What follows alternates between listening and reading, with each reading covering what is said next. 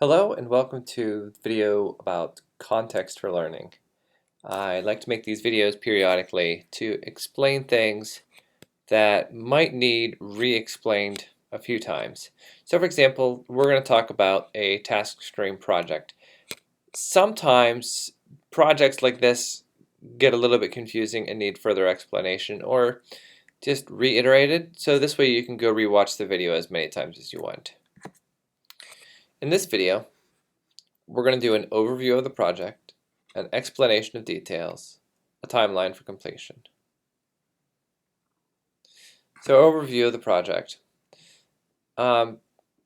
This project is designed to support your instruction and planning for early childhood classrooms. It helps to identify characteristics important to facilitate classroom instruction, and finally, it supports your understanding of an aspect of the EdTPA project that you're going to be completing during student teaching.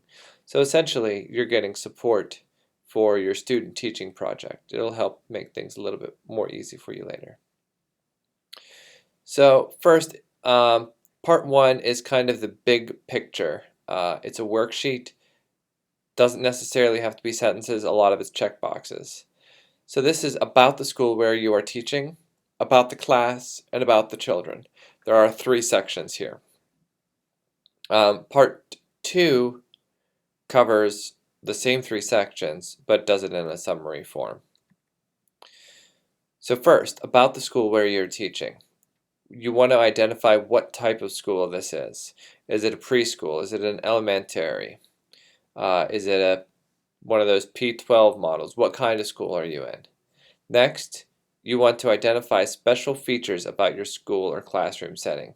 So is this a charter school? Is this a magnet school? Is this a STEM school? All sorts of different things. You also want to identify co-teaching and so on. Next, you'll want to describe outside factors influencing instruction. Now, you'll see this in the worksheet worded differently, and it's factors influencing instruction like administrative decisions, school board decisions. But this is required curricula, pacing guide, and so forth. Then you're going to identify information about the class. Time per day devoted to literacy instruction. This is straight out of the EdTPA. While it doesn't talk about social studies, it is important to understand that you will be integrating your social studies content into literacy instruction. Ability grouping or tracking in language and literacy. So is this classroom one in which students are put together for groups, or are they homogeneous, or are they heterogeneously grouped? Is the classroom using a textbook or instructional program primarily used for literacy instruction? So what are they using? What kinds of things are they using to guide their literacy instruction? And finally, any resources in the classroom. This can be anything from a whiteboard to an overhead projector to a smart board, whatever. And the third part here is about the children, your students. So you're going to be looking at their grade levels, their age ranges, number of children in the classroom, gender identification, so male or female, and student supports required in the classroom. The student supports requires a little bit more information, so I've given you a couple of examples. You're going to be completing for the worksheet a 3-column table. The first column is the IEP/504 plan. So these are things that are identified by the school district and the school psychologist and any other significant parties that are required for the student to be able to learn. First example is visual processing difficulties. So this could be 2 students, and what is happening with those students is close monitoring, high contrast materials, large print texts, and so forth.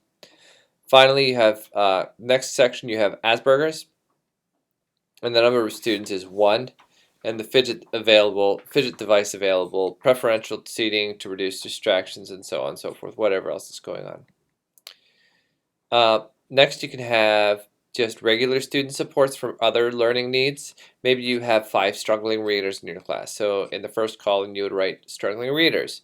Then you would write number of students, 5. And finally, supports, accommodations, and modifications for this would be like oral directions, so reading things instead of just making the students read them. Scaffolding, so providing supports for the students to learn better instructional reading. And finally, additional literacy experiences, maybe outside help. The next one is maybe behavioral difficulties. So maybe you have 3 kids in your class who just have a really hard time staying on task and having difficulties with that. So maybe you do an individualized behavior support where you're just doing something special for just those students to help them stay on task. Now again, like I said, part 2 is essentially all the same information as part 1, but you're writing a summary of the context of learning. So this is 2 to 3 pages worth of writing where you're telling us what the school is like and what's going on. And you need to adhere to the rubric that's found in your syllabus. You're literate, so I'm not going to go over the rubric detail by detail. Now finally, with the timing of this project, your first draft is due 2/6/2015. And you might think, well, golly, that's only 2 weeks away. And you're right, but you're going into the classroom on Monday, and then you have 2 weeks from that Monday to collect the information about IEP and all of that different stuff. It doesn't have to be perfect. This is a first draft so that we can maybe review some of the things that are in the document, and I can point out any, just little things that might need corrected for the final draft. That way it provides the strongest support for you to be able to engage in doing this when it's time for your EdTPA. Well, I hope that you found this video very helpful, and I hope that you have a good experience to understanding your context in your school. Knowing who your students are is extremely important, which is why it's in this class and maybe some other classes, and also a part of your EdTPA. Hope you have a good day.